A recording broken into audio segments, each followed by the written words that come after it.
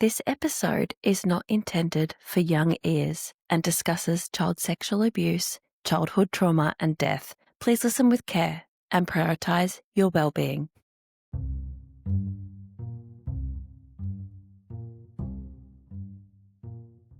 Welcome to Once Upon a Real Life with Belle. This podcast is proudly supported by our friends at ActiveFlex, the Australian family-owned and manufactured gel designed for long-lasting relief of sore muscles and joints.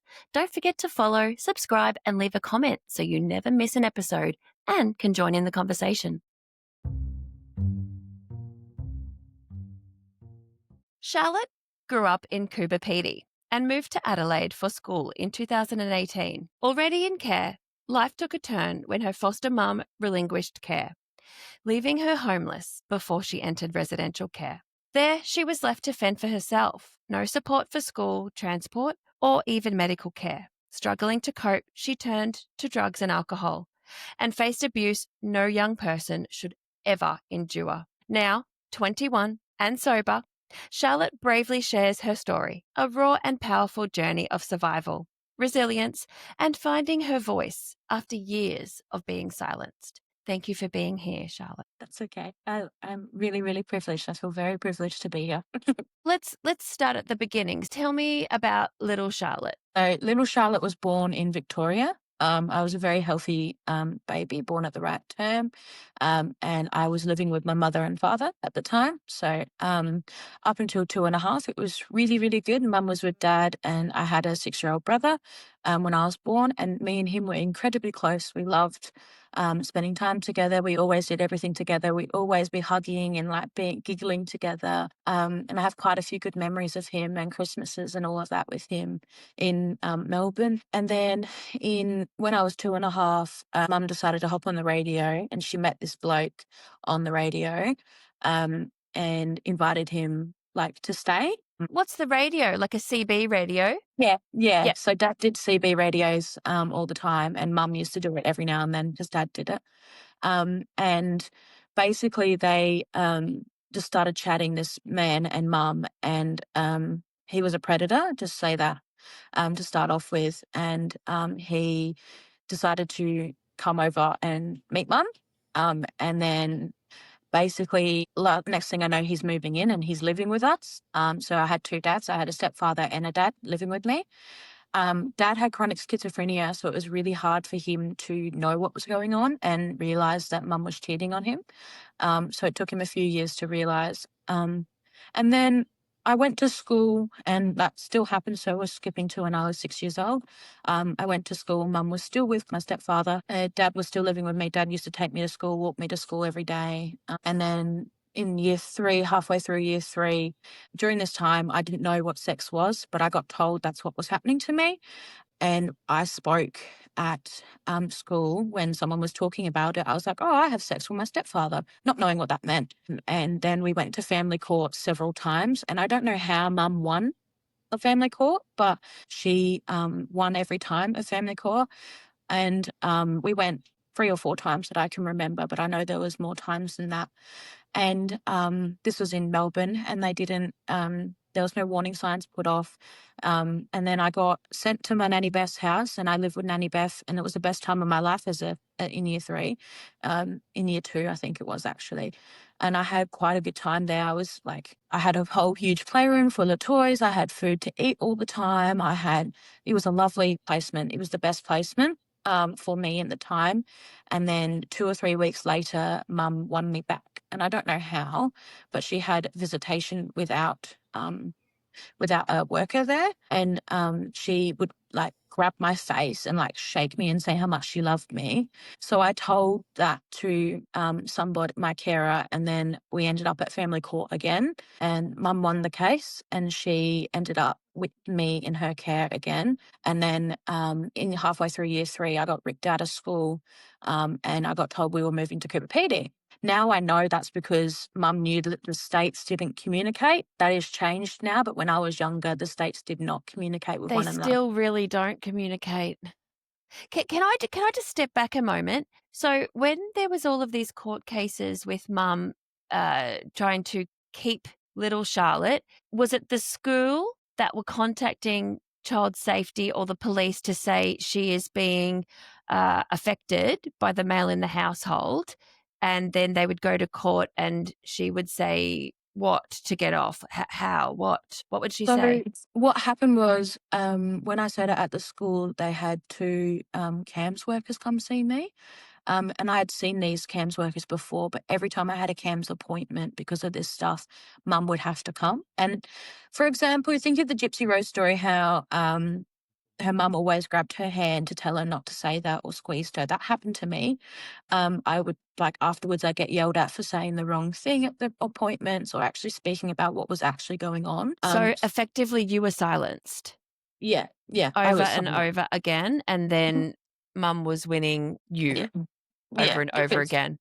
yeah, because she had come as well as her partner, and they made dad out to be the bad guy when dad was actually the sweetest man in the world, and he loved me with all of his heart. Never once did he do anything abusive or anything like that.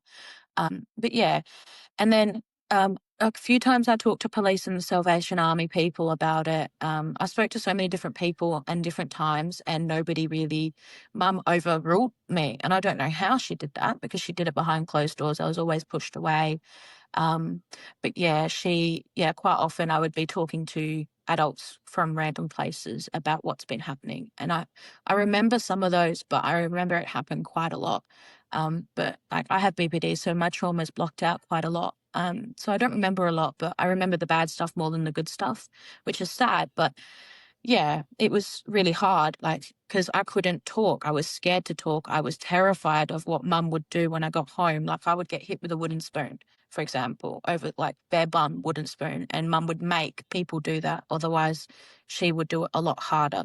And I would be left with bruises and welts, and it was really, really unsafe. And yeah, there was like little to no food in the house because my brother was a very big eater and so was my dad. But before my stepfather come along, there was always a full pantry. There was always like food to eat and things to do. Whereas when he come along, everything kind of went downhill. Um, it was very much mum didn't have enough money to do things. Mum couldn't go out herself. Mum couldn't walk me to school. Yeah, so I was trying to like cry out for help, but nobody sort of believed me, if that makes sense. Yeah, it Uh-huh. was really sad. But So, yeah. so when you moved to Cooper Pedy, did Dad come along? Yeah, dad's the driver. So dad drove along. So it was me, dad, my stepfather, and my brother and mum. And everybody in my family was severely obese. So it was really hard to fit us all in the car. And I would always be squished in the middle. So most times, more often than not, I was in an unsafe situation in the car because I couldn't put my seatbelt on because there was no room to put my seatbelt on. And I was basically suffocating in the middle. I know that's really sad to say, but dad was driving. I would like wish that I could sit in the front, could sit in the back, but that never happened. I was always sitting in the back and squished in between everybody. But yeah, and when we moved to Coober PD, there was no alarm bells that went off at all in the slightest. And that's when the abuse got so much worse. It was chronic. It was every night. It would happen to me. He would come into my room and he would, while I was asleep, wake me up and then do what he wanted to do and just leave me. Um, and I didn't know what was happening because I wasn't educated on like where to touch, what's not allowed to be touched, like what's the nose and goes and all of that sort of stuff. And I went to school and I'd go to school. Oh, sorry, you asking a question? I was going to say, did your mum know about this? Yeah, she also did some other sexual assault as well. So she would, for example, when I was 8 or 9, her partner at the time, so my stepfather, he had all of his friends over, and dad was absolutely disgusted with this behavior. But in front of everybody, she lifted my shirt up and cupped my 8-year-old chest and goes, "She's already got a handful."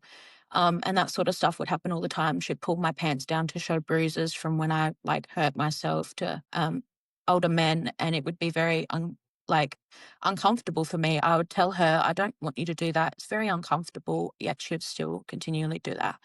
And I just thought that was normal. I thought that's what every mum does to children. But Everything you've said is wrong. Everything you've said is completely wrong for a child. it's 100%. Okay, so Mum was very well aware that you were being interfered with. Child safety were unaware or didn't follow up that you had left the state? Didn't follow up. And so they didn't follow up, but they had eyes on me, if that makes sense. So when I went to school, because school was my only out from what was happening at home, I'd go to school, but at school I was still bullied. I'm a white Aboriginal woman. So as a little kid, I was called Fat Charlotte because I was white and I was Aboriginal and I was in a town full of Aboriginal people, which is fine. Like there's lots of people that out there that are white and Aboriginal. But for me, it felt like I was an outcast. But most of the time, people would bully me through making me feel like I was their friend. And because I was so desperate for someone to talk to me, to be my friend as a little girl, I quite often got myself in a lot of bullying situations. And that happened all the way through to when I moved. I didn't know what was right, what was wrong, what was love. Like, love for me was abuse, if that makes sense. Like, that's Yep. all I knew. So the bullying got really bad and that made me really sad. So I started going to church every Sunday and then a O Sunday school after church. On your own? On my own, yeah. So, okay, step back a moment. So, it would it be fair to say Dad wasn't well enough to understand what was happening with you? Yeah, Dad had chronic schizophrenia and Mum withheld his medication from him. So with schizophrenia, the whole world is in a haze. So you don't realize what's going on in front of you unless it's right there in front of you. And quite often, so fast forward to 18, he moved into my house. So he moved into this house. He lived here with me for 6 to 8 months. And we had some really deep conversations about what actually happened to me when I was younger. And he cried. He didn't realize, he didn't know that that was happening. And he was furious at the fact that he was in that house and didn't know because Mum was very, very clever, very clever. She kept it away from everybody. When I was younger in Coober Pedy, my stepfather actually got my brother to do things. And my brother didn't want to, but he had no choice. Otherwise, he would get bashed. So it was one or the other. And obviously, he stuck up for himself after that. And a lot of fights happened. And now I know why, because it was just trying to make him do things. Um, and it's really bad. But yeah. So, okay, so church. Tell me about how you found church. So my dad, believe it or not, he studied to be a pastor and he became a full-fledged pastor. And he didn't end up going on with his job as a pastor, but he was fully qualified to become a pastor and he traveled around the state. When he traveled around the state, he left us behind in Coober Pedy, but he really loved doing what he did. And when he came back, he realized how bad it was. So he stopped becoming a pastor. But he'd always, from day one, I loved God. Dad taught me about God. Dad taught me about Noah's Ark. That's my favorite story to the day. And he always made sure that I knew God existed and that there was a heart. Like, you can believe in God. You can, God is for you. God is with you. Like, all of that sort of stuff. And that I could pray. And I used to pray every night. And then I said to Dad, I want to go to church. And this person said that they can come pick me up for church every Sunday morning. And so I took the opportunity and I'd get picked up by the school bus, which was the church bus, and they'll come pick me up and take me to church, which sometimes I'd even walk to church because Coober Pedy was very, very small. I'd go for a walk around, like down my street and then around the corner, and I was at church. So Mum would just say, go for a walk, go to church. And like sometimes I'd just run away and go to church. And she'd be like, where's Charlotte? And Dad would say, church. She'd gone to church. And Was um, church was church safe? yeah, yeah, it was my safe place. It was the place where I felt free. I felt like it gives me goosebumps. I felt so happy when I was at church. And then when I started going to Sunday school, so there was the first service, you'd sing and you'd dance and you'd hear a prayer, and then they'd take the kids into the back room to go do some craft and stuff like that to do and talk about Bible. And there was 3 separate groups: teenagers, middle sort of kids, and then littlies. And the middle and littlies always got put together because we were buddied up to like help do a craft together. And then after that, so church would finish around 1. I get picked up around 2. So they'd drop me home and then I'd be home for 20 minutes before I got picked up by another service. And then I went to another Sunday school for girls. So it was all girls. And there was this little old lady that absolutely loved God and loved children. And all of us kids used to get picked up and we used to have so much fun. We'd go there for 3 hours and then I'd come home, have dinner, and go to sleep. And Sunday was the highlight of my week every week. You Yeah. looked forward to Yeah. Sundays. Yeah. Thank And I'm gonna say thank God, and I'm not being ironic. yeah, Thank yeah, God. literally, literally. If I didn't have church, I feel like I would have definitely started the things that I started a lot younger. Yeah. To be honest, And so it's what yeah, age are we talking for when you started church? 8 to 12. Yeah, 8 to 12, pretty much. Yeah. But when I was 12, my mum ended up in hospital with a heart condition and a few other things. She had pneumonia as well. And she got given some tablets to use. Viewer discretion is advised for this one. Um, but I everybody left and I was the nurse on duty at 12. I was 12 years old and I was left to look after a very sick mum. I was already dressing her every day and helping her like wash herself and clean herself. Like I was her carer pretty much. Because nobody else wanted to do it. So I did it. That was from the ages of 9 to 12. I was doing that for her. And then when I when so I woke up and I went and saw mum and I'm like, hey mum, I'm looking after you today. Everybody's got to go out today. So let's just chill, watch some TV and like you relax. She goes, okay. And she woke up around 12. So obviously I went in the room and I watched TV while she was asleep to watch her. And then around 12 p.m., she wakes up and she goes, oh, shit, I forgot my meds from this morning. These are heart medication that makes her heart pump. And she took 4 instead of 2 in front of me. And I said, don't take them. Your heart's going to go too fast and you're going to die. Don't take them. That's what the doctor said. And she took them anyway. And she goes, no, it's fine. It's fine. Now I know she was trying to end her life, but basically everybody got home and I got told to go to bed. I got demanded to go into my room and go to bed. And I forced myself to go to sleep every night. Like I would have to tell myself, sit still for 15 minutes and then you'll fall asleep. And that's what I had to do because I've always had sleep problems. So I would literally make myself fall asleep. And I did that night because everybody was home. I felt like, okay, people are going to look after her. I woke up an hour afterwards and mum was having a seizure and she had required CPR from everybody in the house, including myself. And I wasn't taken away from the room. I ran into the room and I was on the bed. Mum had fallen off the bed onto the floor and she was seizing and they didn't know what to do. And I was screaming, Mum, no, wake up, Mum, no, wake up, constantly and crying. And I wasn't taken out of the room to do that. I watched everything. The only time I got taken out of the room is when the ambos and police officers got there. Because in Coober Pedy, it's not as easy as calling 000 and getting an ambulance within an hour. It's 2 hours waiting and keeping on the phone to somebody because we have one ambo like vehicle for the whole town. So, it's like 300 to 500 people in that town. Like for one ambo, that's not a lot. Um, and so it took like an hour and a half for the ambulance officers and the police officers to get there. But my stepfather was on the phone doing CPR and he wasn't doing it properly. Looking back, nobody was doing it properly. Now I know CPR and like seizure first aid because it's something I've made sure that I know now because of this. But it was surely traumatizing because my whole life until I got counseling at 15 and talked about it, I thought it was my fault. And I was the reason mum died. And I was the reason why mum had a seizure because she didn't listen to me.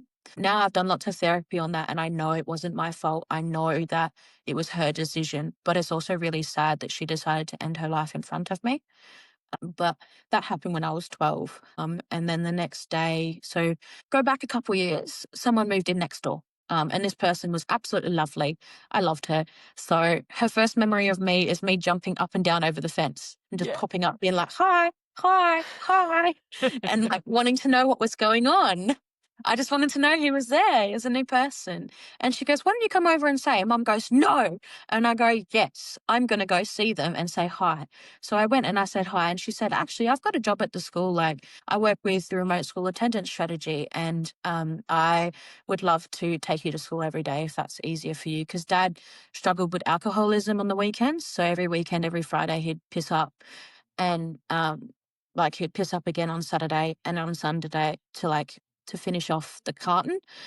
So quite often on Mondays, I wouldn't get to school because Dad was too hungover to drive me or still drunk and he couldn't. So I'd quite often end up giving him bread and food and all of that to make him sober up to be able to take me to school. And quite often it worked. But when my next door neighbour saw that, she's like, well, you see me at school every day. Why don't you come with me to school every day? I'll come pick you up at this time. We'll drive to school. I'll drop you at school and do all that.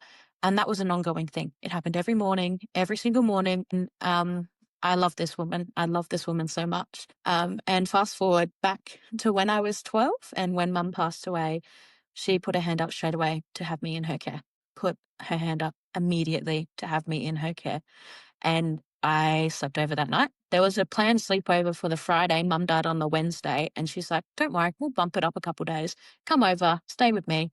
And then a week passed and she goes, hey, look, Charlotte, I actually want you to be my foster daughter. Would you like that? And I said, yes, I would love that. This house is amazing. You are amazing. I would love to live with you. Was she a foster carer? No.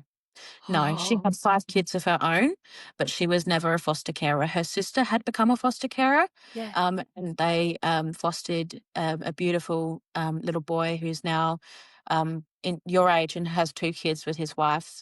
And I think that's where she really, like, there were so many kids in Coober Pedy where she thought the exact same thing. If she could scoop them up and save them, she would, because that's just who she was. I And feel the exact same way.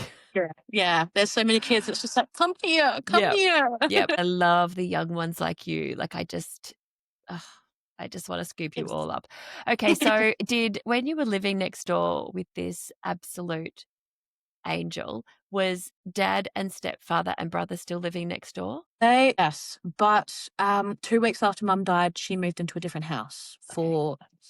I think for safety reasons of me. I think she Um, moved to save you, to move you yeah, away. Did yeah. did did stepdad and dad and brother let you go pretty easy? They didn't have a say.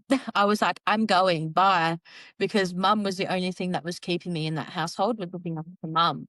Yeah. And I said, I'm going, bye, but I still want to talk to Dad. And Mum was like, yes, you can still talk to Dad. That's your choice, your thing. And then 2 weeks later, what happened was Lindley, my mum, I love my mum, Lindley, I call her mum now. She had to go away to Adelaide, and I now know that was to do DCP stuff in Adelaide Yep. and to organise everything to come back to have me in her care. Yep. But in those 2 weeks, I had to go back home. But she would not let that happen. She did not let that happen, and then I ended up staying at my teachers' houses. So my mum was friends with all the teachers, and she knew my favorite teachers. So my art teacher, my music teacher, and my home group teacher. I stayed with all 3 of those over the 2 weeks, and all of them got sick, so I had to go back home. Yeah, it was really sad, but I went home for only one night before I ran away, and I ran down the street to Miss Rungi's house, and I was like, I cannot be there, because that night I got my period. I went to church and I got my period at the last Sunday group, and I was like, what the hell? And my best friend at the time, Shani, she's still my best friend now. She was like, you've got your period, babe. You need pads. Do you have pads? And I said, no, I don't. I don't have any. And she goes, okay. And Sunday school didn't know. They dropped me home. So I went back home and I went straight to my stepfather. I'm like, where's Mum's pads? I need pads. I got my period. And he goes, oh, I'll get them tomorrow. And I'm like, no, I need them now. I'm bleeding. I need them now. And he refused to get me them. So I scrounged through Mum's room, which I didn't want to go into Mum's room because that's where Mum died. They had ripped the carpet up and everything. It didn't look like home anymore. So I ran in there and I rummaged through everything and I found one pad. And I wore that pad for 2 days because I had, like, overnight and the next day. And during the day, I didn't have anything. And he didn't care. Nobody cared. Dad didn't know. I didn't want to tell Dad because I just didn't want to tell Dad because that's. And then I told Dad and he goes, what the fuck? And he drove me and he bought me pads. And then I had enough. But that night I got sexually assaulted by my stepfather. And I was just like, what the hell? So I ended up telling Lindley and being like, I can't go back there. I don't want to go back there. This is really scary. And Had you already disclosed to Lindley the abuse? So she she, didn't, she just insightfully knew that it wasn't good for you. She knew it was unsafe. She perhaps had an inkling that this was Yeah. going on, but you'd never disclosed, and then you told her. Yeah. So there was one time in year 4 or 5, no, year 5, I went to music camp because I was in choir. I love singing. And on music camp, they discovered that I had a severe case of head lice. And it was so bad that I had, it was labeled as child neglect because any knit treatment mum tried, she didn't do it right. And she left it on so long that it burnt holes in my scalp and it all scabbed up at the back of my head. I've still got trauma on the back of my head. Nobody can touch the back of my head because of how like scary it is for me. So they found the head lice on the second day when they were just doing my hair for me, brushing my hair because I didn't know how to brush my hair properly. And they're like, "Oh, you've got nits, darling." And this lovely SSO, like a support worker in school, like the SSO. I don't know if they're called SSOs over there, but she took me to the doctors, got a proper treatment so it didn't hurt my scalp, and I spent 3 or 4 hours with them just combing and combing and combing my hair at the hotel in Port Augusta. After that, I had massive meetings with social workers and all of that. So Lindley knew about that. Lindley was around when that happened. So I think that's what set off alarm bells for her. And she's like, this is not safe for little one. And yeah, so that was definitely a warning sign for everybody in the school and everybody. So they always looked out. Who And is looking after Charlotte? yeah, Who? yeah, yeah. I was the only one looking after me at the point. But Yeah. yeah, I was so like independent because I had to be. I was left alone all the time. I could have run away and she wouldn't have cared. One day I got dropped home by the school bus after school. This was before Lindley moved to Coober Pedy. This was when I like in my first year in Coober Pedy. And I got home and nobody was home. I went to go the front door and it was locked. And then I just ended up running away. I literally started running down the street to the front street. I just wanted to leave. I wanted to go. Yeah. And I ran away. And then they were driving around. Mum just made dad drive around. And then they found me on the side of the road. She basically dragged me into the car and said, she yelled at me for hours about it to the point of where I was crying, having a panic attack and saying, "I'm sorry, mum, I'm sorry, I'm sorry, I'm sorry, I'm sorry, I'm sorry." When I shouldn't have been the one that was saying sorry, she should have been. And she made me feel absolutely wretched and terrified to do that again. One time it happened again about a month after, and I ran away to my friend. So she was an adult, but she was my friend because she, looked after me. She was kind to me. She cared about me. She knew that I wasn't safe. Like she knew something was going on, but didn't know what. Because she had come over before with her friend because my brother was friends with her boyfriend. And I decided to go over to their house because it was like 3 blocks down on the street. And I stayed over there and we ate snacks. We laid in bed together. Like I laid down and got warm because I was really cold. She put a blanket over me and I was like, "Can you lay under the blanket with me?" So she laid under the blanket with me and we watched Scrubs. And we watched 3 or 4 episodes before mum even thought about it. And that's like almost 4 hours if you think Mhm. about it, Mhm. because each one is like 45 to an hour long. And again, I got screamed at for hours until I started crying and said sorry. And yeah, those things were really, really scary for me as a little girl, Yeah. and really, really sad. And this is what I call falling through the cracks because they should have known when I came to school with bruises, when I came to school looking very malnourished, when I was stealing other people's lunches at school because I had nothing but a sandwich with butter on it and I was hungry. And yeah, and because of this behavior, I developed an eating disorder because I couldn't, yeah. So yeah, as an adult, it was really hard to learn how to eat and how to eat properly. Like I struggle with the binge eating disorder to this day because of this stuff. Like I wasn't fed properly, I wasn't taught proportions and all of that. And I'm only just now relearning those behaviors. But yeah, when I moved in with Lindley at 12, so I moved in with her, we moved into this. To me, it was a mansion. It was this beautiful house, and I was able to take my dog with me. So I had a little dog when I was 8. I conned mum into getting me the dog, and I trained the dog, and I wasn't allowed to have the dog inside. And um, I used to sneak my dog into my room because the dog can't be left out in the cold. And then Chris got a dog, and then they both had to be outside because, yeah. And Chris became a bully to me, my brother, because of what was happening in the household. He became a bully.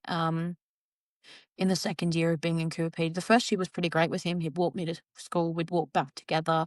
One time we went on a little adventure. So we went through like bush, like there's this little creek that was near our house. So we went into the creek and he goes, come have a look at this. I made this with my friend on the weekend. So we went and we had a look at this big teepee made out of sticks. It was massive. It was as tall as my brother, so he could stand in it. And to me, it was the best adventure ever because me and my brother were doing something together. We were having fun. We were actually happy and healthy. Yeah. And he bought me some food on the main drag before we went down to the creek. And then on the way home, we got to walk through this big paddock up to the street and then walk around the street to get to our house. It was a pretty big paddock. So he was like, you need some food and water before we go. So here, let me use my last $5 to get you an icy pole and chocolate. So I had that. And then, yeah, we went on an adventure and we got home and we copped it. I got the spoon, Chris got the spoon. We just, yeah, and it was bad. And that was constant with living with mum. But Lindley truly saved me. She did. She saved my life. Without putting words in his mouth, probably guilt from being unable to protect his little sister. Yeah, yeah. He has a massive protection for me, like he has since I was born. Yeah, he's like, you're my little sister. I'm gonna protect you. But after mum died, he kind of dropped off. And then I moved in with Lindley, and I said, I don't want to see my brother. I only want to see my dad. But well, I said dads at the start because I didn't know what was happening to me. That when I realized at 15 what sex was, and I was taught, I was like, holy shit, this actually happened to me. This happened to me when I was little. And that's when I told Lindley, and Lindley was like, oh, Charlotte, I'm so sorry. And we had a big, big chat about it. And that's when my eyes really opened. And I said, I just want to see my dad because dad was the most important person to me in my family after mum died. Dad was always my favorite. I was always a daddy's girl because I loved my dad. My dad was my everything. My dad did everything for me. He bought all the toys. He bought everything I could possibly ask for. I had it from him. And when he couldn't do it, he'd find something similar. Like we'd go to the op shop and buy things. And I'd always end up at the federal op shop finding things and being like, Dad, can you get this for me? He goes, oh, well then, fine. You can get 2 more things if you want. And like Dad would absolutely spoil me even when he had literally $10 to his name. He'd spend it on me. You were his little girl. I was. And that sometimes caused a lot of jealousy for Chris. He very much, we would clash because I was the favorite child when really I wasn't. I was just being hyper protected. So I wasn't allowed to go anywhere without mum. And then dad put his foot down and says, look, I'm going out and I'm taking Pumpkin with me. He called me Pumpkin. I'm taking Pumpkin with me because I don't want Pumpkin to stay here. Pumpkin's not safe. I remember him saying that before. Yeah. And he took me with him wherever he went. And when mum needed to go to the shops, I had to come, but I'd sit in the car with dad. Dad wouldn't leave me in the car. Mum would leave me in the car. Yeah. Just in the, so most of the time in Coober Pedy, it's 40 degrees, like, or 30 degrees onwards. I was left in a hot sweltering car more times to count. So yeah, there was lots of reasons why I should have been taken away. And I'm grateful that I was when I was 12. And living with Lindley was the best opportunity I could ever have. I flourished in school. I learned about healthy relationships. I started going to a place called the Youth Shed when I was old enough. And I was actually allowed to go and just to stay and just to chill with people my own age and the adults and cook and play the computer games and watch the TV, play Be a football. child. What you're saying is you were able to Yeah. child. Yeah, and she let me go so there was girls group on a Thursday, boys group on a Tuesday, then there was Saturday and Sunday days. Nobody used to come but me and my best mate at the time on Saturday and Sunday. So it was always just me and my best mate and our favorite person at the time that worked there. And they all, they're absolutely beautiful people. There were 2 sisters and their partners that would help out. And it was absolutely gorgeous. So you had the males that would help the boys and then the females that would help the girls. And they always had pads. They always had everything. They would always So tell all us. of these people take this for granted, being able to know your body and being able to Yeah. be taught by your parent or carer or somebody older than you about your body. You would Yeah. have had so many questions, Charlotte. I can just imagine it. So Yes, I'd have hour-long conversations being like, "What's this? What's that? What's this? What that?" And because I didn't know what a period was, my mum had told me that I would get a period, but she didn't explain it would be blood. So, because what was happening to me, I had a lot of bladder incontinence and things like that, Yeah. and I still have health issues to this day due to my sexual assaults. But I didn't know what was happening to me. Well, I used to say, "Can I have a pad? I got my period," when it would just be like my bladder and that sort of stuff just happening. And I just thought, "Oh, that's normal. That's my period." When I got my period, I was terrified because I wasn't told.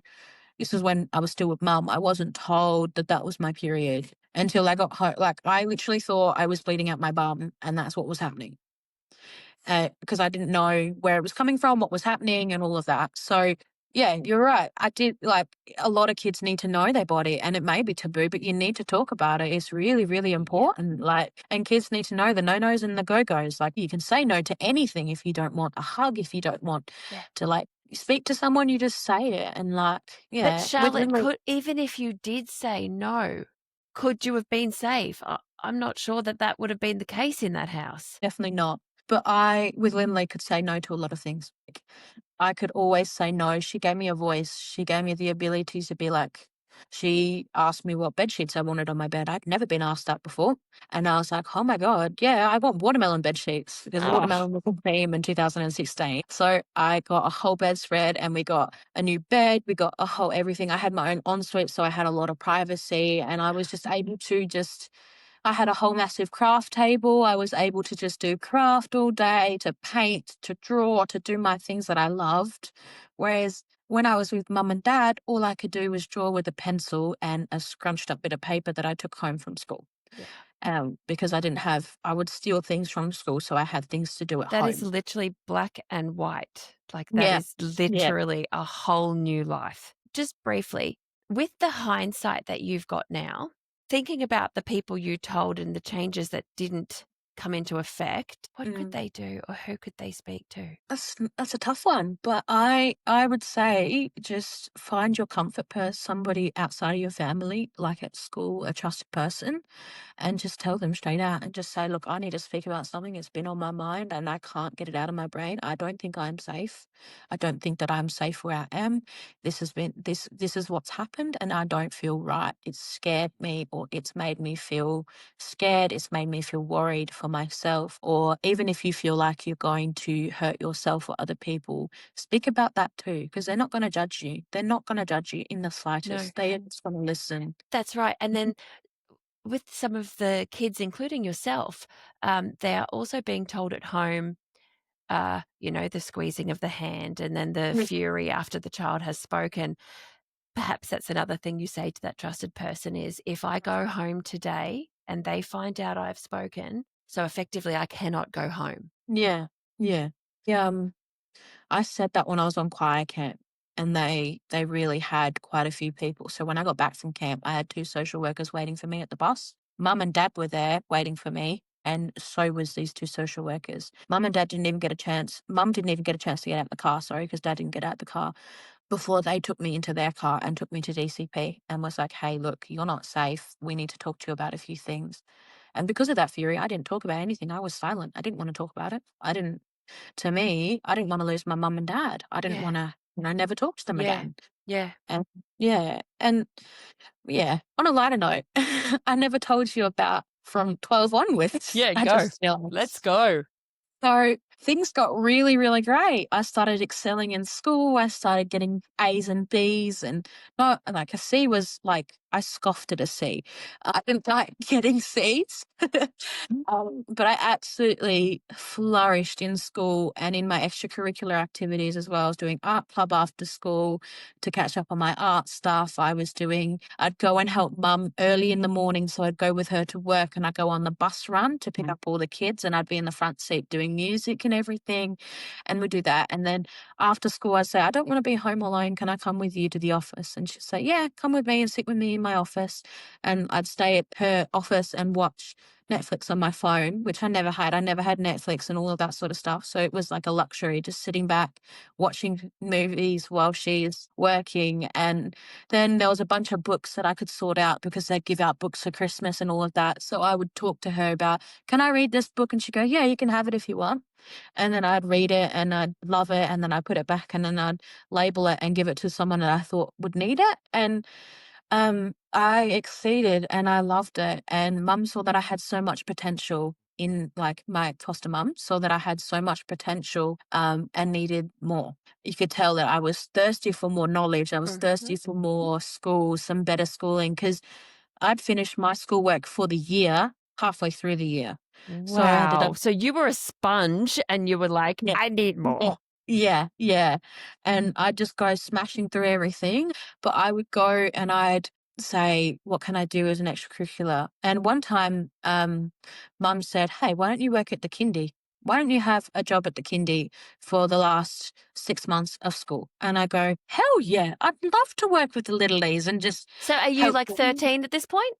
Yeah, Yeah. 13, 14. No, 14, 15. 14, So, 15. Yeah. yeah, and I decided so I was in the end of year 9, so halfway through year 9, which was my last year in school at Coober Pedy, and I ended up working and exceeding at school there. The workers at the preschool were absolutely amazed by how well I worked to the point of where they actually brought in another child that went through the same thing. Well, she wasn't abused or anything. She just finished her school before the end and she came in and we'd do it together. And we became really close friends. And because she was struggling with her mental health and couldn't be in school because she just didn't want to be, but she had done all her work. So we ended up working together and doing the outside play, the indoor play, cutting up fruit, doing all the stuff. There was this little nonverbal boy, and throughout our work together, he ended up saying words at the end of the year. And that made me feel so good. And then we moved up to Adelaide. So we moved up to Adelaide in late 2018 at the end of year 9 because she saw that I had so much potential. And I went to Seaford Secondary College in Seaford, which isn't a private school, it's a public school. And I exceeded. I got A's and B's again. I was in all the extracurriculars I possibly could. I was in SRC, school captain in year 11, like green team captain in year 11 because it was broken up into 4 teams. So I was like team captain for everybody. I was an international ambassador, all that sort of stuff. And then it's a bit of a cliche, but I got my heart broken by this boy. So everything kind of went downhill in year 11. At the end of year 11, I started dropping out, sort of not going to school, being very depressed, not knowing what was going on. And then I ended up going to the psych ward and getting an evaluation to figure out what was wrong. I got a diagnosis and then started some medication, and then things got much worse, not being able to manage what was going on, not knowing how to talk about it because I was scared because of what happened to me when I was little. And quite a lot of things clashed. So the person I was living with, she had quite a lot of trauma herself. She had been through a lot herself. She's a very strong woman, my mum, but it clashed and it brought up a lot of stuff for her to the point of where it was very unhealthy for her and she started to struggle. And I was just yelling at her face. I'm the least violent person, but because of what was going on, I was violent and I was It's very, it's trauma. You were yeah, coming out with your behavioral trauma. yeah, I was. And I was rude, I was mean, but I know why I was because I didn't know what was going on. I started self-harming and then she didn't know how to help me, but she helped me.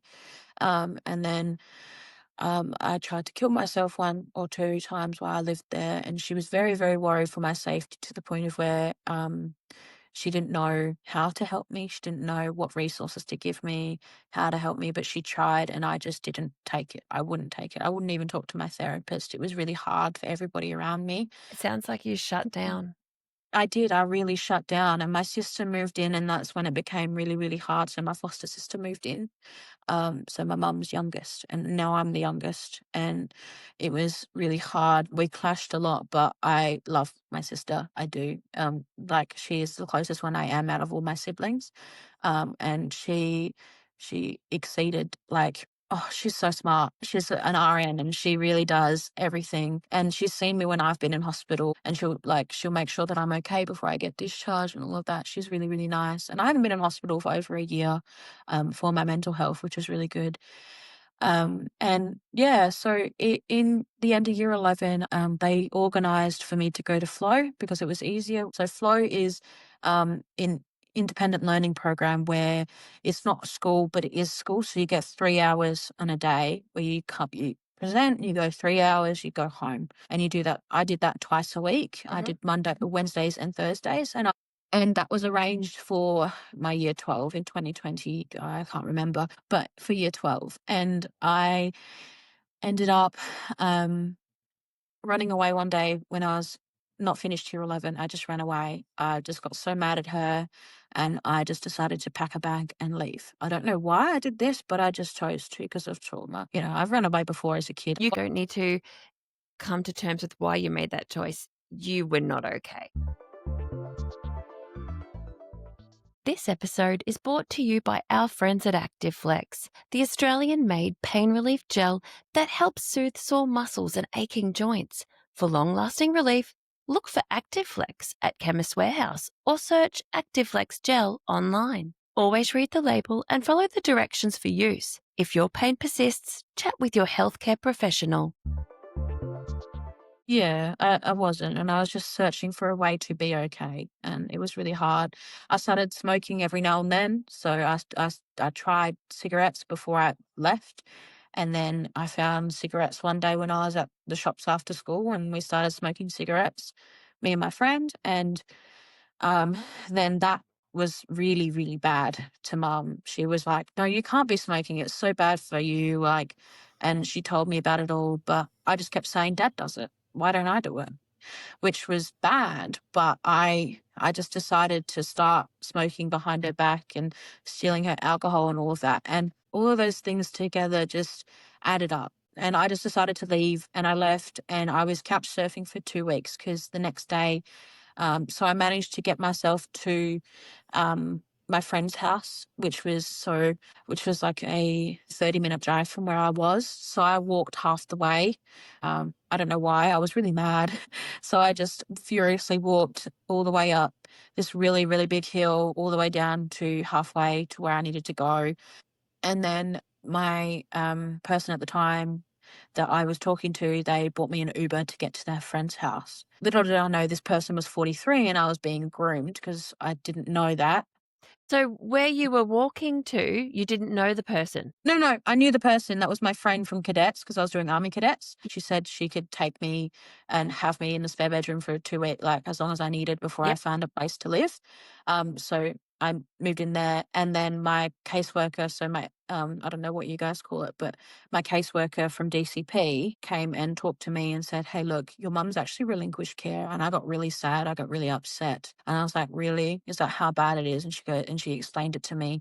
It's not you, it's the fact that you're struggling and she can't help you. And she's really upset about it too, but she knows that you need more help than what she can give. And I go, "Okay, that makes sense." And she goes, "Look, we can't find you a placement for another 3 weeks, but I've got you a placement. There's just someone moving out. And when they move out, you can move in." And I go, "Okay." And they also had to shift the office because I was in a residential care unit that they wanted to put me into. So um, they shifted the office from my bedroom that I was moving into to the front room because that's where I was going to stay in the front room. But they thought, that's a bit unsafe being in like the windows, the front room. Yeah, fast track 2 weeks, I ended up moving in to residential care. And Lindley did help me with those things. She did help me a lot. She brought my furniture over and helped me with a few things. So she, we were at peace with it at this point. And then I, um, yeah, so I moved into residential care and I was fine for the first 2 weeks. I was getting to know everybody. I was having a great time. And then I just started leaving in the morning and not coming home until late at night. And during those times where I was leaving, I was doing all sorts of drugs and alcohol. Like I was smoking weed all the time. I was drinking, getting absolutely plastered every single day. I became an alcoholic and an addict. And that shit hits deep because only now am I recovered from all of that stuff, and this shit happened when I was 16. Yeah, so I was living in residential care for from January to November, and in that time, I experienced a lot of so some carers didn't understand why I was upset and why I became again very violent because I just lost absolutely everything. I didn't know anything. I had absolutely nothing. I didn't have my family. I didn't have my mum in my eyes. I didn't have my friends that I had. I didn't have anybody. I had nobody. I was very sad. I was very upset. I couldn't do anything but go to what's called the green area and just smoke weed every day and drink and then go and steal the food because I didn't have any money. So I didn't get on Centrelink for 2 weeks after I moved in. And then when I was on Centrelink, I was only on $250, which is fine because I'm getting fed and everything like that. But to me, it was nothing because I had an addiction and I would not be able to buy food. So I'd go and I'd rack the food, which is what we call it. We rack the food, we deck it. But I continued doing that until I was 19 years old. And I did it like, actually, no, so I was 20 years old, I was doing it. And it was really, really hard. But when you were getting the $250 a week from Centrelink, was that while you were in residential care? Yeah, yeah. So I was on a living away from home with carers payment. Yes. Mhm. So, which is the $250, which is, pretty good. Yeah. I was able to buy my cigarettes and I was able to buy some alcohol and then I was able to buy some food, like some fast food. And that's what I did every single Friday, Yeah. second Friday. So, and I wasn't taught about budgeting. They tried to teach me before I left and they did it for all of 30 minutes before they gave up. So I was on medication for my issues that I had and I would go out and I've come back and I was self-harming and suicidal ideation was through the roof. I was in and out of hospital. They were sending me to hospital at the slightest little sign of distress. And I didn't have any support with those things either. I wasn't supported. Another thing that happened is I went out of town underage and I ended up being sexually assaulted. And I came back home and I said, I feel disgusting. And they go, what happened? What's wrong? And I go, I got assaulted. And they go, explain it to me. I explained it to them. They go, that's not assault. And they didn't believe me. So I went and tried to kill myself that night and ended up in hospital with a really bad OD. I explained it to the hospital and they go, you've been assaulted. You've been assaulted. Like you just got assaulted. Even though it wasn't like, at the time I believed my carers that I was saying it was assault when it wasn't. So I Yeah. was like, what? You're joking. So I had to go through the whole forensic process and everything at hospital. And I work alongside the place that did the forensics and stuff. So I work alongside a place called Yarrow Place with my job. And they do sexual assault and rape services. So they help people with counselling and everything like that. And that's where I present. I present at their place. And I strongly stand for the fact that my carers did not believe me because it is sad, but a lot of they just have this idea that a lot of kids make it up Yeah. when that's not true. We don't make No. it up. It's We're talking something about crazy like 2%. It's something mental, like 2% of people yeah, are making it up. That's yeah. 98% truth. Yeah, yeah. And so many people were just like, no, you're lying. And it's like, no, why would I lie about something like that? And they just, yeah, it was constant. That happened. While I was in residential care, I was assaulted 3 times. And in a span of January to November, 3 times is 3 too many, in my opinion. I didn't get taught about safe and healthy relationships while I was there. Mum talked to me about it, like while I was with her. She talked to me about it and made sure that I knew, but I didn't listen. So I needed that extra chat from my carers and DCP to say, hey, look, this isn't a healthy relationship. This isn't that. The only time they cared is when they found out that I was getting food delivered. I was bringing home a bunch of bags for shopping and stuff because I was being groomed and that money was sent to me for me to do things and stuff like that. Now, And I didn't is like, that one of the 3 you're talking about? no, no. So this person groomed me online. This person was 43 and a dad. And I thought they were safe because they had a child. Because I always got taught, go to a mum if you're in danger, go to someone with kids, do this. So I thought in my brain, oh, he's got a kid. He's He's a safe. trusted adult. Yeah, where he wasn't. I was forced I sent him nudes and I did all of that. And he would buy me food. He'd buy me lingerie, and I'd have to show him and all of that sort of stuff, and he'd buy it for me when that was so unsafe. And are you Um, 16, 17? Yeah, 16. I was 16, and they told me, the young person I was living with next door, I'm still I call her my sister. She very much was worried, so she told the carers, and yes, I was mad. That's like the carers go, "You're unsafe. This is the best thing that they could have ever done." They said, "You need to block him. You cannot." You cannot be talking to them. How old is he? And like I told them, and they're just like, no, you need They to block didn't them. go to the police? No, they just told me to block him. And like, oh, I never really thought of that really. The fact that they didn't go to the police, they just told me to block him, and they didn't ask for any of his details or anything. They just said, block him and don't talk to him ever again. There was no intervention other than that. So I did block him and I didn't talk to him ever again, but he was a predator and I was in danger. He actually was going to book a hotel room for me to go to for us to have intercourse, and that is unsafe, like very. And If you he, still know who he is, maybe it's worth thinking about reporting, Mhm. because do you Yeah, think you're the only child that he was grooming? no, no, Mm. I don't So think I was. perhaps just think about Yeah, it. yeah, Mm, definitely, mm. definitely. Because I never really thought about the fact that there was more intervention that I could take. Yeah. But yeah, and after that, they kind of just blew me off with everything. Sometimes I'd come into the room and I'd be like, "Hey, look, I've cut myself. I don't know if this is, needing stitches or whatever." And they'd have a look at it. That some carers would look at it and be like, "Yeah, you're going to hospital," and not even look at it. Just be like, "Yeah, you're going to hospital because you've hurt yourself."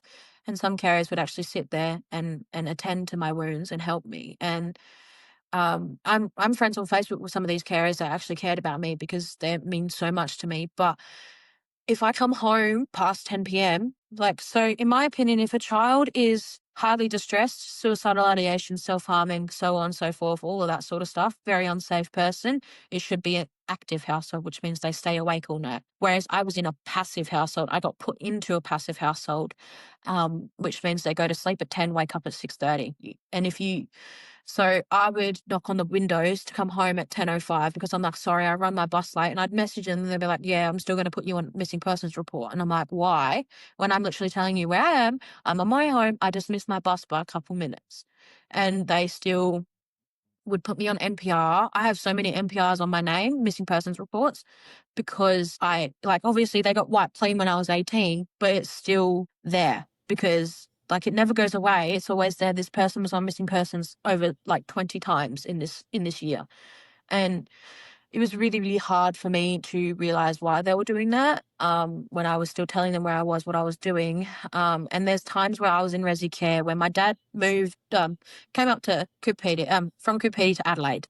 And then he started living in Adelaide for half the year. And then when he was in Adelaide, he lived with my brother, so I wouldn't come see him when he was with my brother. He actually reached out to Lindley and gave him his number and said, can I call Charlotte? Can I speak to Pumpkin, please? And I jumped on that. As soon as Mum sent me the message, I was like, oh my God, I'm a, like, call him. I didn't call him for 3 weeks because I was hesitant, but then I called him and I talked to him, and he came and saw me when I was in hospital, and he sat with me through that whole process, and nobody had done that the whole time I was other than the first time I ever went into hospital, I was sat with, and the first time I went into hospital with DCP, like in the resi care, they sat with me, but after that they didn't. Whereas Dad sat with me and sat with me and made me smile, made me laugh until I got taken up to the ward. And they were so nice to me. But because I was in DCP, the hospital told my workers, and they labelled Dad as an unsafe person. I believe that is not true. My brother was the unsafe person, and I screamed that at them. I was like, take my dad off of there, put my brother on, and I'll make sure my dad moves out of my brother's house and goes with someone else. I did, and that happened. And when that first happened, I'd say, bye, I'm leaving. I'd catch 2, 3 buses to get up to the other side of town. So I'm in South Adelaide. I went to North Adelaide. So I went through all the way through the south to the city, then from the city to the north, which is 2 hours, 2.5 to 3 hours, depending. And I would finally rock up at my dad's door and be like, "Hey, Dad, how are you? Like, I missed you. Like, I thought I'd surprise you, come see you." So I did. I went and I saw him, and like less than half an hour later, there was cops banging on the door. and they're saying, "Oh, Charlotte, it's for you." And I'm like, "What have I done? What the hell have I done wrong?" So I went there and they're like, "Can you come out?" And I'm like, "No, you can talk to me through here because I'm not leaving my And you're dad. I've still only just got 16, here." right? Yeah, You're yeah, 16. yeah. And they're like, you can't see your dad, it's unsafe." And I'm like, "No, my brother's the unsafe person. You can look him up and you'll know he's unsafe from his file. Look at my dad's and there's nothing on it. Give me a reason here why I have to leave." They did not give me a choice. I had to get in the car and they had to drive me home. They almost had to detain me because I didn't want to leave. And I didn't want to get detained in front of my dad and his friend. So I said, "No, okay, I'll come. But just so you know, I'll be here again tomorrow." I was a smart ass because every day I ended up going there to see my dad instead of going out and drinking and smoking. The worst I'd do was have a drink and a cigarette, like one drink and a cigarette. And that was just to celebrate that I finally got a chance to see my bloody dad. I would do this every single day. I'd go and I'd see dad, whether he was at my brother's or that. And one time he was at my brother's and my brother was on drugs and it was really unsafe. And I said to dad, "You need to move out so I can come see you." So he did move back in. So he went back and forth a few times and went fast track to November. So we started the process for a housing estate house. And because I was in such an unsafe position with everything that was going on, I was very unsafe. I wasn't happy where I was living. I needed out. I needed my own space. I needed to live either with someone else, like in Muggies or something like that, but I did not need the resi care. I was not safe there. I did not want to be there. That's why I wasn't there unless I was sleeping. Do you think And residential care is safe for any of these children? so it was a safe household before I moved in. It was very safe. They loved those kids. They were looking after those children. One had severe autism and one was very young. One was 13 years old. This child is now 18 and I still speak to that child. Well, she's not a child anymore. She's an adult. But I um I believe that it was safe before I moved in, but they didn't know how to handle my behavior, how to Yeah. handle what was going on. They Yeah. weren't trained appropriately. No. They didn't know. And when I moved in, my person that was living next to me, so the younger person, decided to explore their identity and decide to identify as male. And that was a big clash in the system. They didn't know, they forgot their name. They didn't call them by their preferred name. So they preferred to be called Jaden. And they always called by the dead name, what we call it.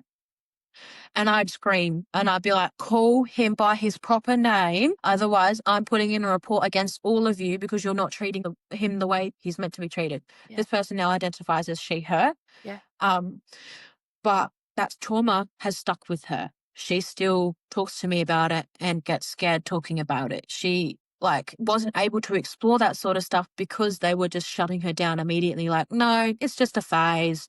Even if it is a phase, that child wants to be called by that name. You call them by that name. That's what they want. That's their right. That's their sheer right to change their name because that's linked to their past and that sort of stuff. And yeah. So it eventually just kept getting worse and worse and worse as time went on. So they decided to, housing is a house. And then I got approved within 3 months because I got letters from my psychiatrist, from the head of DCP, as well as my officer and a few other people wrote recommendation letters. And I got this house, a 2-bedroom, 1 bath, massive yard. It's a beautiful house. I love it. I still live in it to this day. 17 to 21. I've been living here for how many years is that? 4 years. And I absolutely love this house. It is beautiful. It is stunning. Oh man, It's I have made it a safe. home. Yeah, yeah.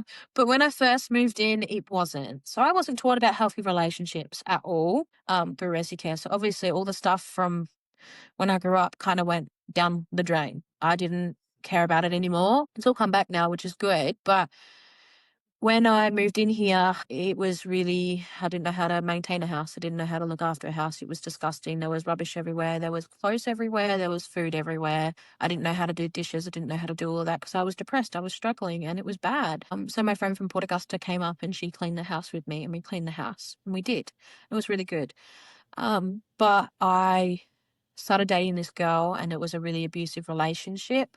So I got out of that relationship and a few weeks later, she bashed me in hospital, and that was really, really upsetting. I was in hospital for MRSA. I had a blood infection, so it got into my blood, and I was getting pumped with because of my living conditions. I ended up sick because of my living conditions, and I was just at the end of my treatment. I literally had a drip thing in my hand, like the things that roll down, and she decided to abuse me and king hit my head until I passed out. And it was terrifying. I didn't know what to do. I was in hospital. I was supposed to be safe. She was already locked into her room, but she, at the split second she could, I turned my back to walk down the hallway, and she bolted past 3 security guards. They did nothing, and she pelted me until I cried. Like, my nose started bleeding shit from the sheer force. And I'm a survivor through this because this was after we broke up. She was just mad that we broke up and that I wasn't with her.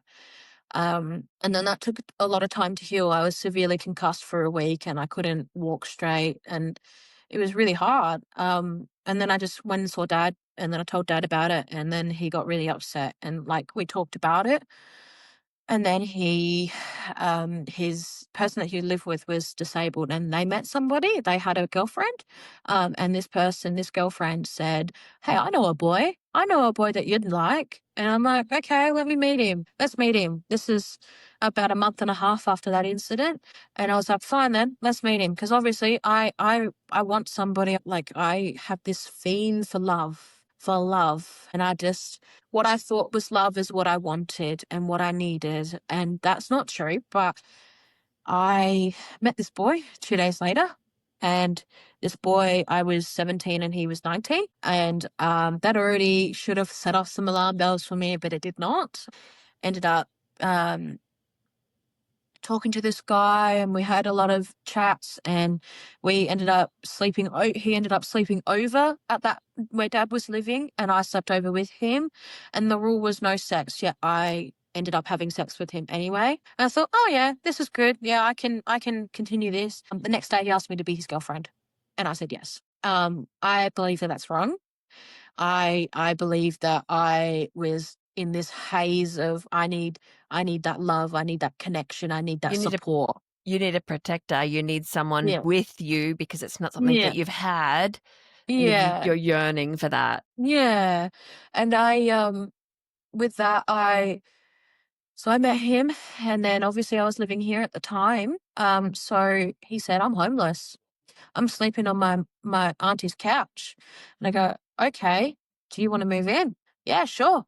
He moves in. Then all these people just start coming over.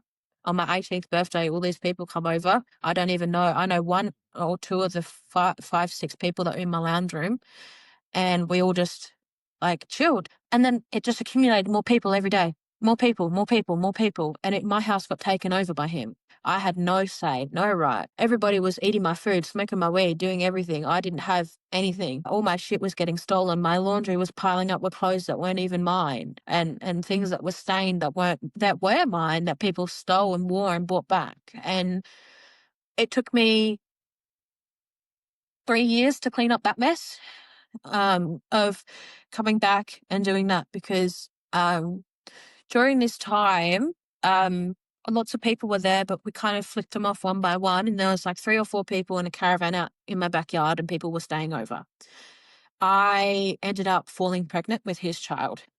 This child wasn't a consensual baby at all, but I named my child Mahalia Rose, and she would have been 3 this year. But I made the choice, after I had broken up with him, after he was cheating on me while I was in hospital with a heart condition because of the pregnancy.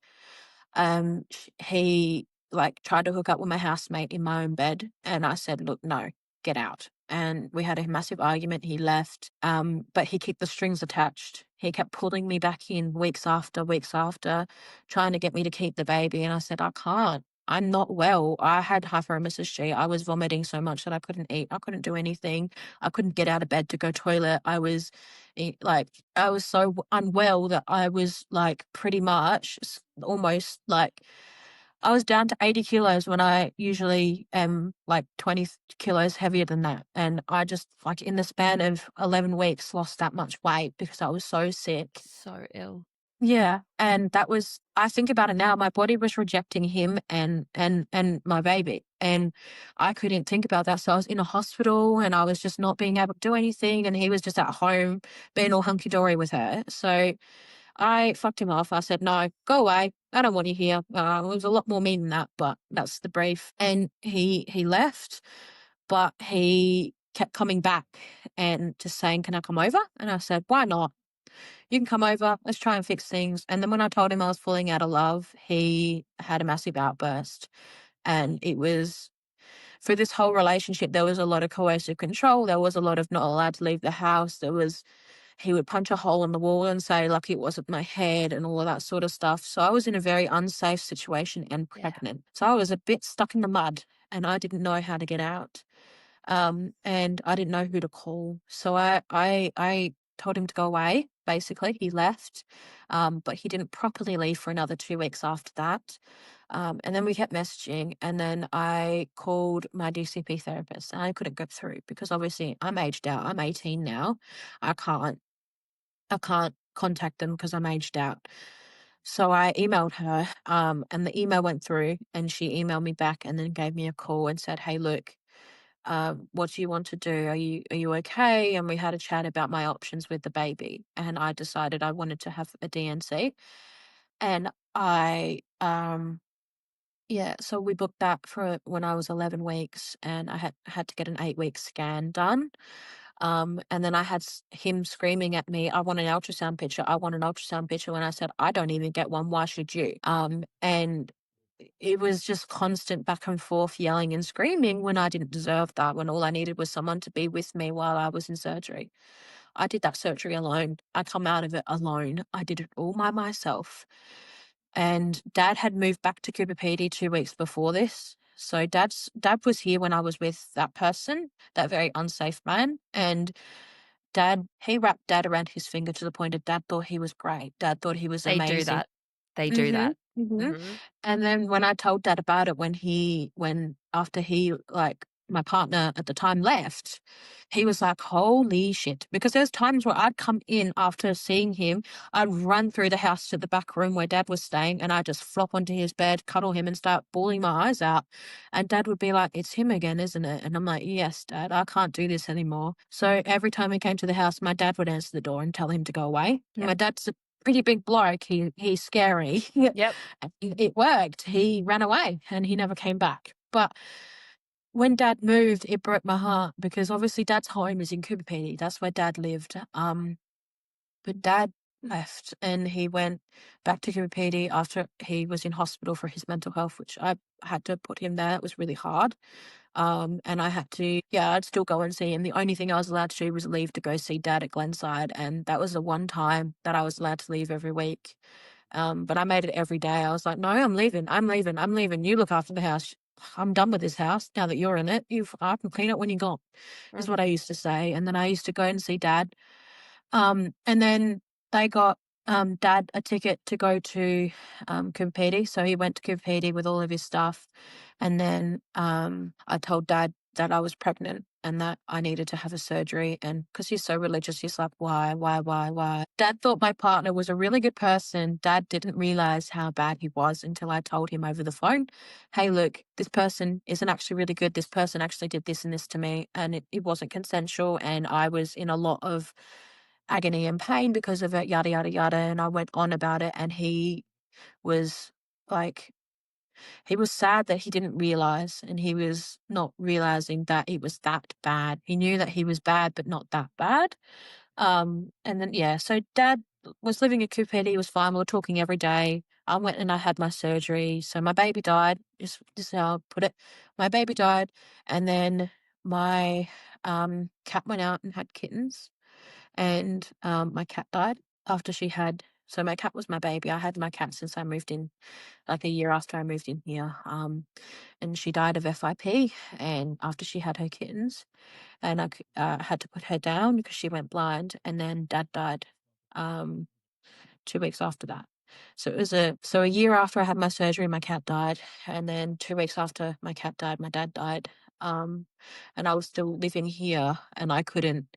I was with so I met this really nice bloke around the corner after I broke up with my partner, my ex-partner. He was really sweet, so I went over just to hang out, with another friend of mine 'cause she's like, "Oh, my friend has stuff that we can, like, do, like, he has a TV, he has music, he has dogs," and I'm like, "Okay, yeah, let's go over there." It was just down the road, so we went, we hung out, and then, 2 weeks go past, and same thing, we went over and hung out, and then I actually thought he was really cute.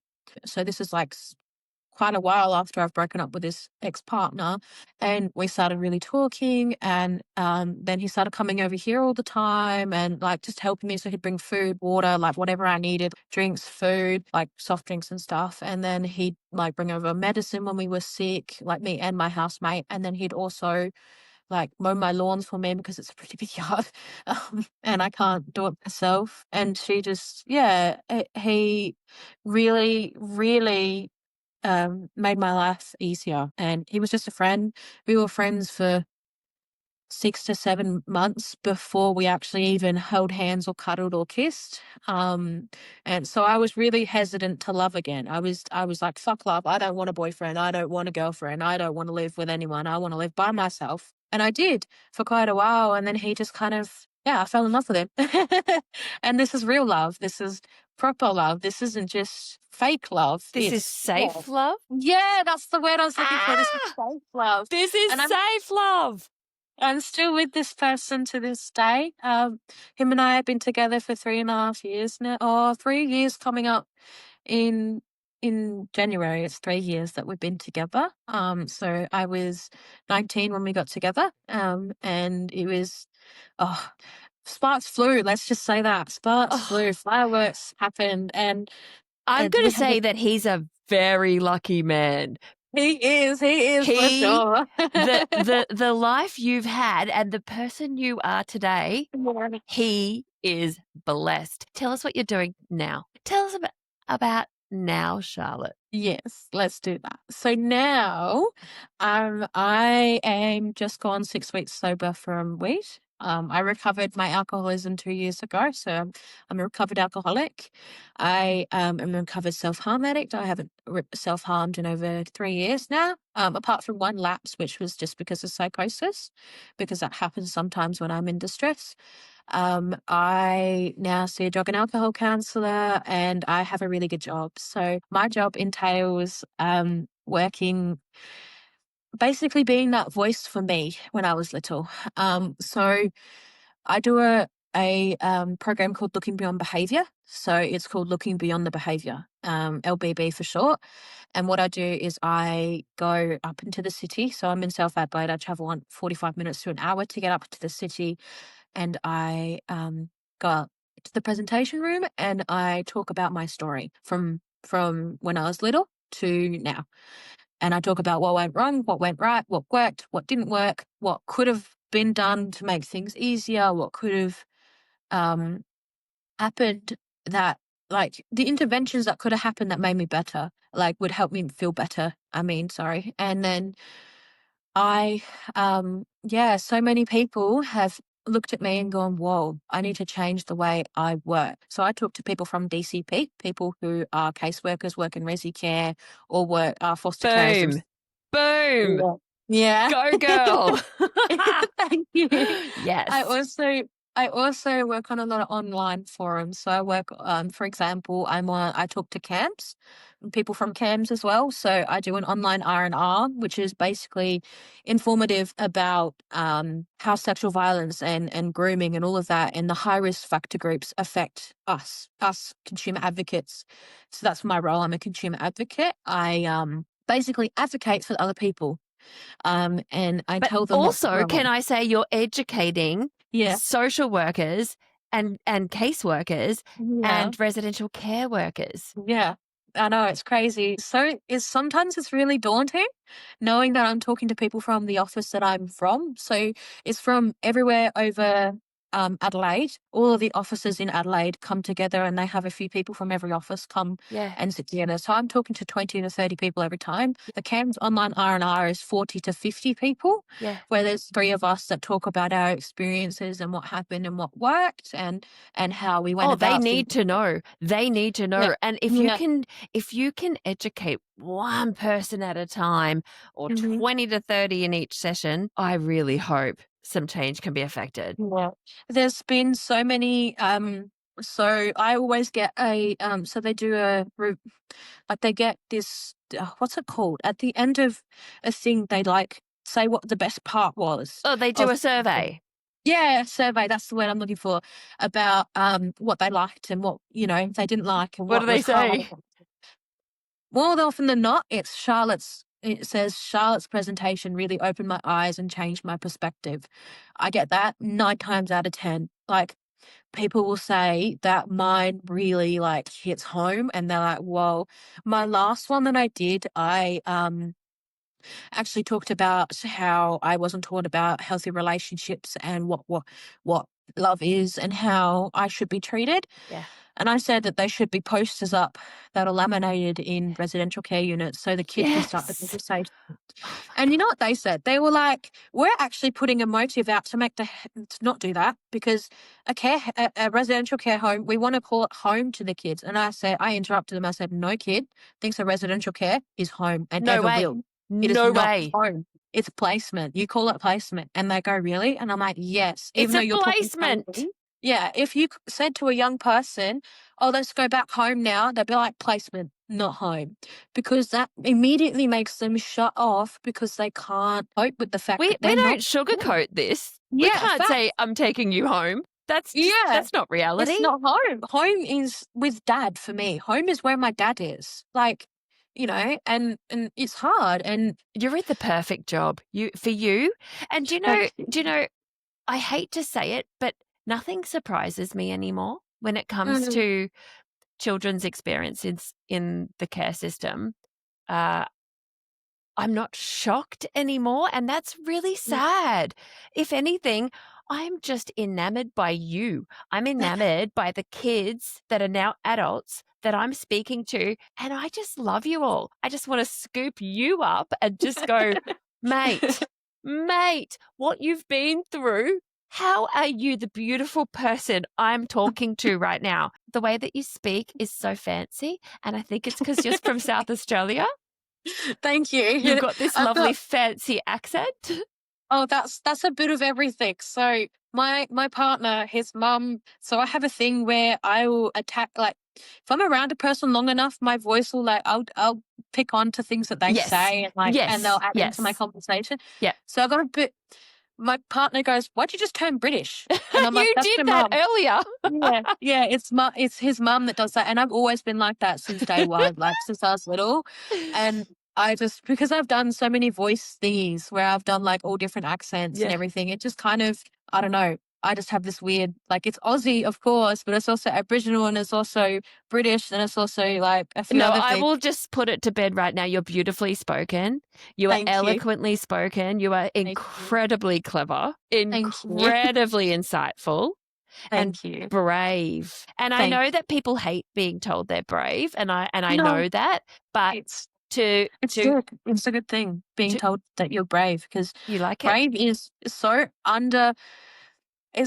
underestimated how important that word is. Yeah. You are brave, because being brave is something that is hard for everybody. Stepping out of your comfort zone and talking about things that are out of your comfort zone. Like, Yeah. some of the stuff I talked about today is not what I talk about at work. It's not the sort of thing I do at work. Yeah. It's like, it's real talk. It's being raw, real, being out there and putting yourself in the deep end, throwing your own self in the deep end and being brave to learn how to swim in a way. I love my metaphors, but Yeah. like, I it's, wanted to interrupt you so many times. Like a lot of the things that you kids, and I'm going to bucket you all together, you're the fifth out of home care uh, adult that I've spoken to. And in your story in particular, and all the stories, I do recognize a lot of my own youth. But in yours, there was many times that you spoke hurt. And I was like, I get it. Like, I lived Oh, that. yeah. Yeah. Um, I'm so one sorry that you had, but Yeah, I yeah. was not in care, uh, Yeah.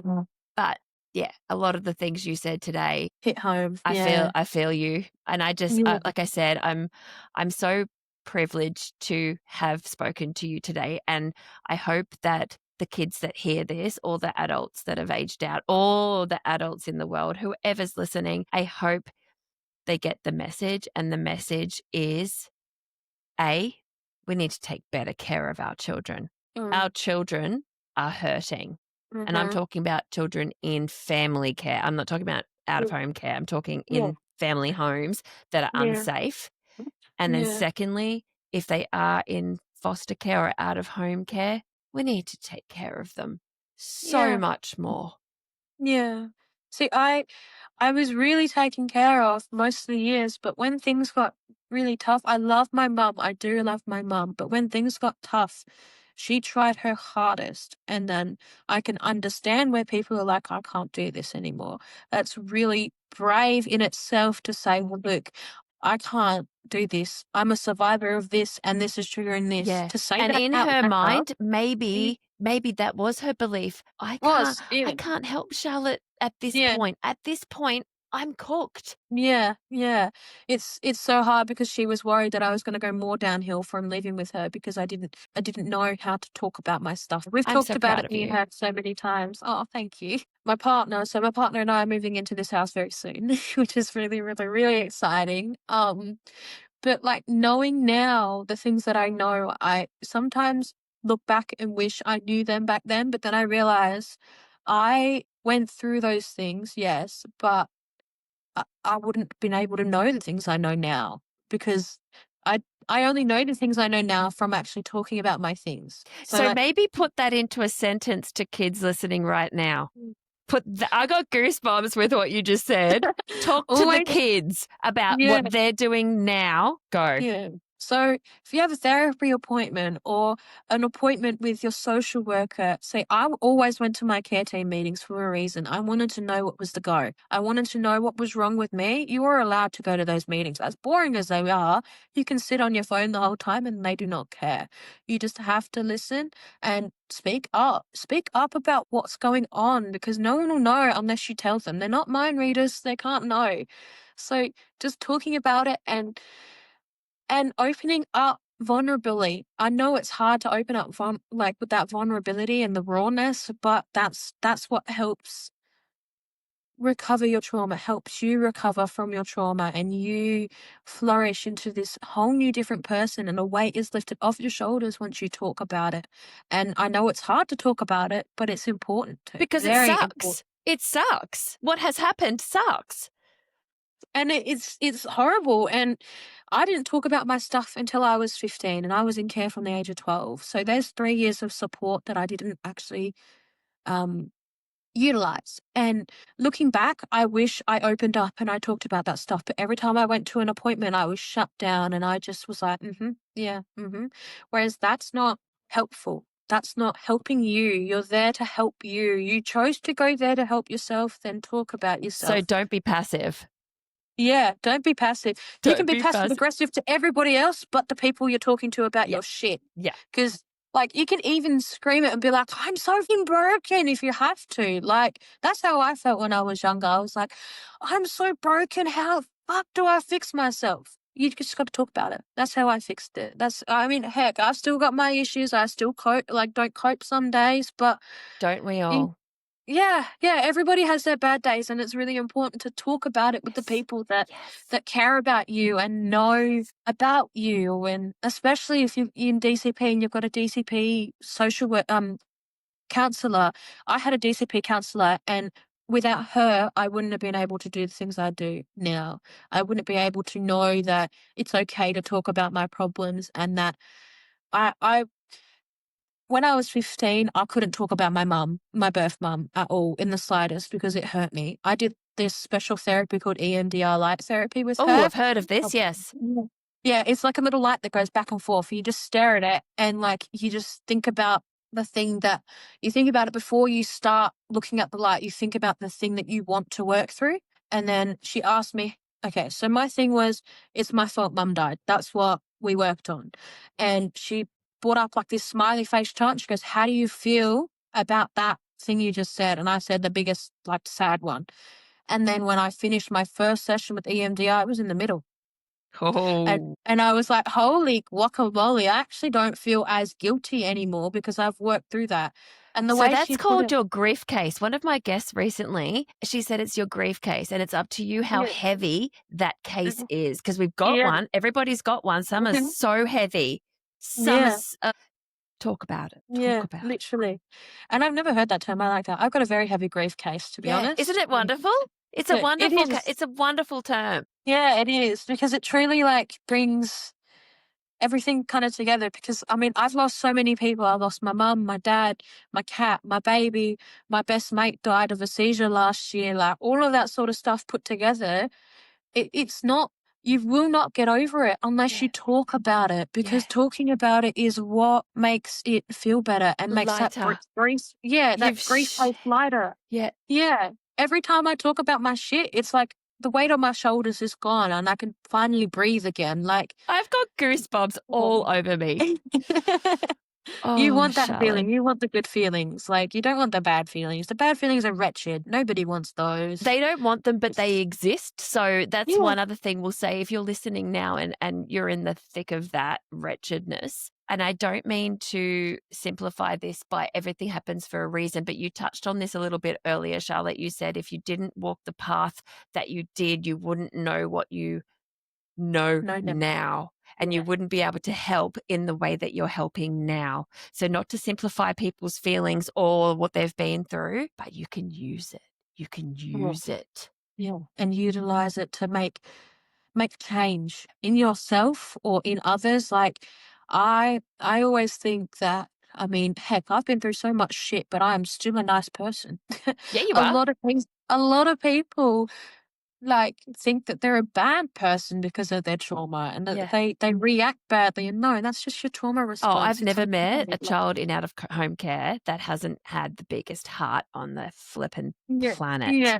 We've been through These, so much, yeah, but we get it. We their get it. We hearts are understand. pure. And Yeah, even if they've been told they're naughty or they've done things that, yeah, you might think are naughty. But guess what? Pretty much everything you said earlier, kids that are not in out of home care did my whole life, you know? So it's being a child and it's also yeah, learning, yeah. you know? Definitely.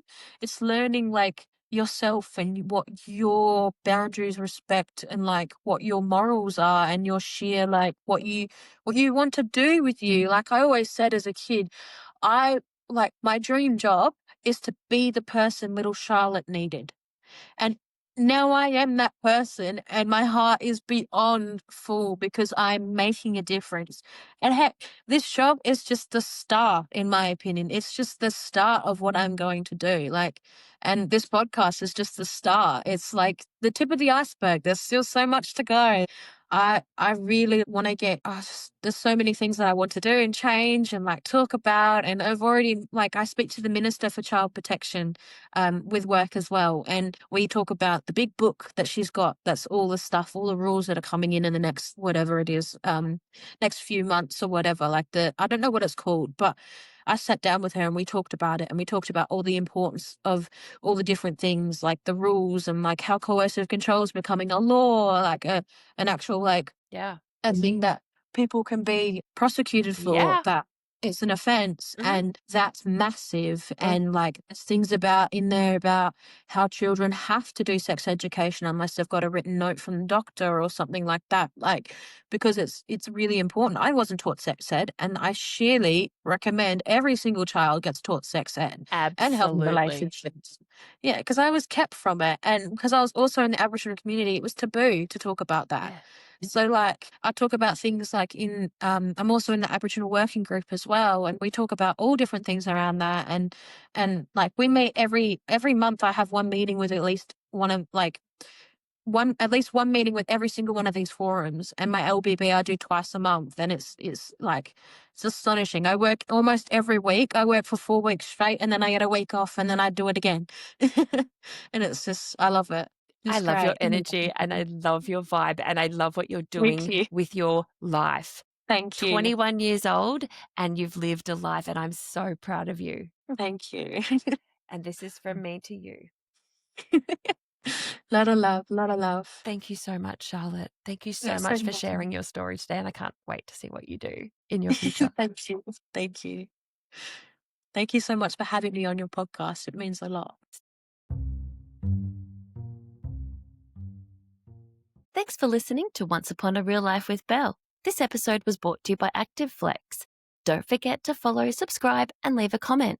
And if you loved this episode, go back and check out our previous conversations. There are so many stories you won't want to miss. Thanks again for listening.